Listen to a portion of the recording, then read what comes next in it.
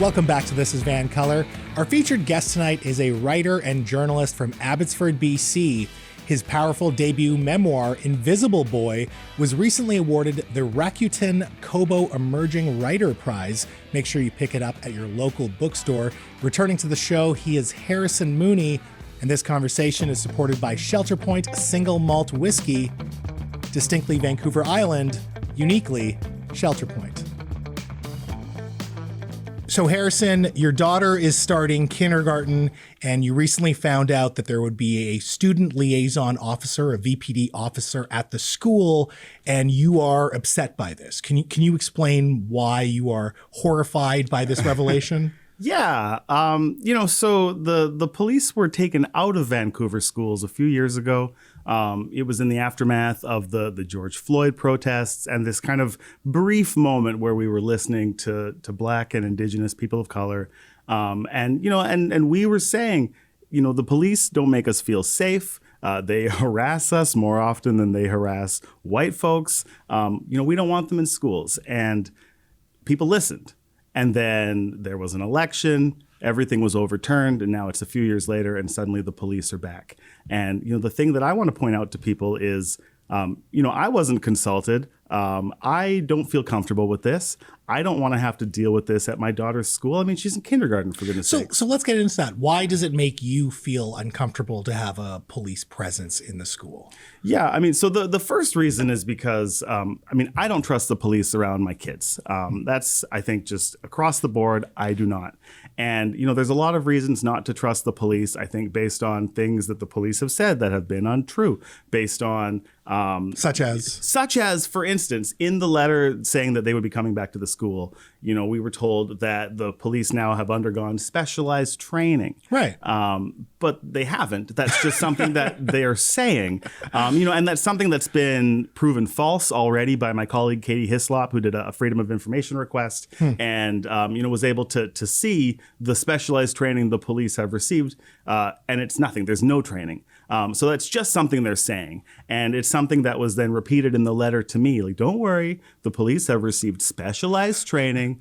But, I read. So I know that that's not actually true. Right. And then I was told, well, they'll be bringing in their weapons, but they'll be concealed weapons. They'll be careful. But I don't want anybody bringing weapons into my kid's school. And I think that includes, and maybe is especially, the police. Police shootings are on the rise. BC has the highest rate of police shootings in the country. Wow. Vancouver has, I think, the highest rate of police shootings as well, among municipalities. Like, I don't want the police who are not careful with their guns, who I don't think should carry guns, now bringing guns into my kid's school. Because there were no guns in my kid's school until suddenly the police were invited back in. And now I have to worry about, this one gun.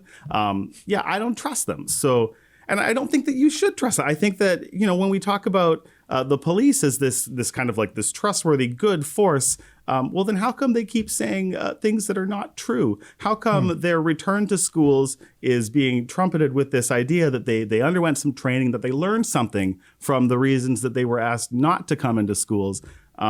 They continue to peddle falsehoods, and now they've returned to schools, in my own kid's school. Did your concerns get any pushback from perhaps white parents or just other parents? I haven't heard much from anybody, which is nice. I was invited to do a few other interviews, and I turned them down because I know how these conversations tend to go. Well, I appreciate you trusting This is VANCOLOUR. That means a lot. We'll see what happens. I guess what I mean is this something that, if you're Black, Indigenous, or perhaps a person of color, you kind of understand a little more than someone who is white that may have a different experience with the police? Yeah, I think so. And, that's kind of been the whole point here. When the George Floyd protests were happening, there was this kind of this big announcement, like, we're going to finally listen to Black and Indigenous people of color. Like, we're going to center BIPOC voices. And what we said, the majority of Black and Indigenous people of color that were asked was, we don't feel comfortable with the police in our schools. And as a result of that program was scrapped.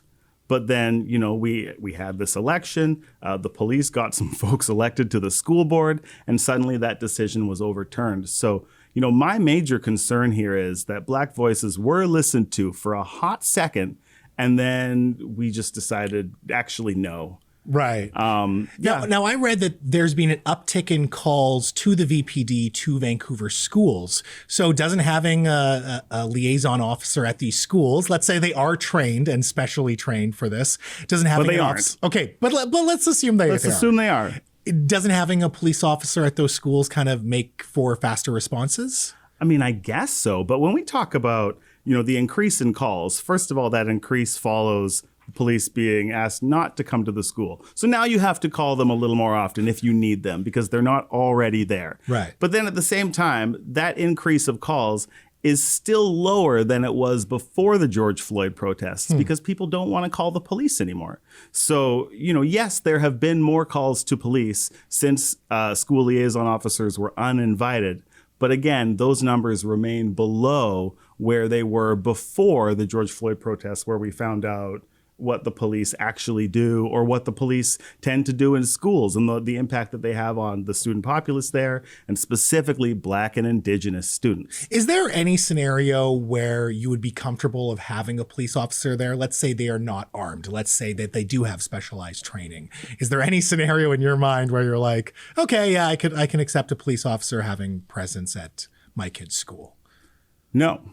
No, there just isn't. No, absolutely not. If there's like a big crime happening and we have to call the police, fine. But I don't want the police setting up shop in my kid's school. I don't want them walking around looking for something to do. I don't actually want them in the school. They're not invited to the school unless we have an emergency where we need to call them. And again, when that happens now, people are calling the police less because they trust the police response less. Why do you think the VPD or other police jurisdictions, why do you think they want to be in schools? Why do you think the school board wants them there? Why do you think maybe some parents want a police presence there? Like what's motivating the other side, I suppose? Right. Well, the school board wants them there because, again, the VPD has stacked the board with people who support the VPD. So, and it's like a 5-4 vote. So it's not like overwhelming. Sure. Everybody wants the police in schools. But, the school board voted to have them come back in. And the reason I think the police want to be in schools is because it gives them the ability to then target kids who they think are going to be,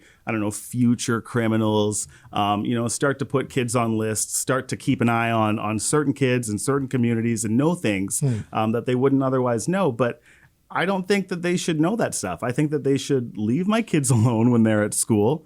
If my kids start to make a foray into criminality later, like maybe they'll, get known then. But what about other parents that might actually like this program? Do you think that they are working with false premises? I do.